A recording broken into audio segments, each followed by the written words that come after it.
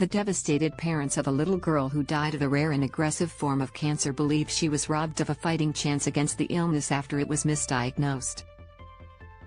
Emerara Kennedy, 4, died last Tuesday after a brave battle with stage 4 neuroblastoma. Watch in the video above. Little girl dies after being misdiagnosed. For more health and well-being related news and videos, check out Health and Wellbeing. Jamie Lewis, Emerara's father, said she was diagnosed with the condition in November 2021 and was given a 50-50 chance of survival. They did a biopsy and the results came back positive for neuroblastoma cancer, and straight away she was already at stage 4, he told 7 News. However, Lewis said 4 months earlier his daughter was taken to Marlborough Hospital, where she was misdiagnosed with a urinary tract infection. They just said it was a UTI and to go home and have antibiotics, he said. Emerara's mother Stevie Kennedy said 2 weeks after her daughter was sent home from the hospital, her condition only worsened. Her pain was worse. I'd never seen a little child in that kind of pain she was in for that long, she told Sunrise.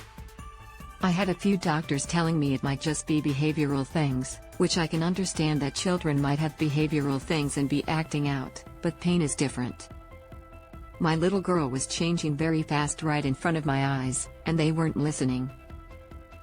Kennedy explained during this time Emerara had lost an extreme amount of weight and was barely sleeping or eating.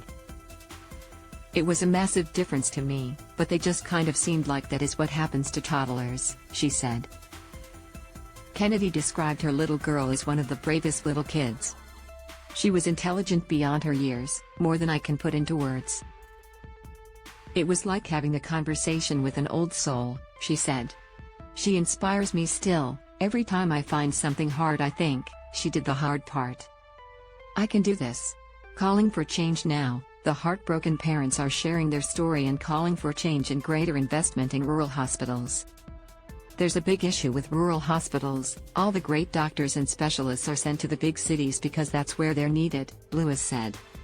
We just would really hate for this to continue to happen to somebody else, and it's just not fair. Kennedy echoed this sentiment, explaining she was extremely frustrated during the whole ordeal. Because I don't have a medical degree, I place my entire trust in somebody who has gone and studied and trained to be able to detect these sorts of things just by listening and looking at her for 5 minutes, so I really trusted what they said, she said.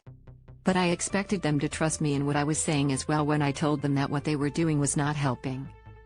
In a statement to 7 News, Wide Bay Hospital and Health Service extended its deepest condolences to any parent or family who has experienced the loss of a child.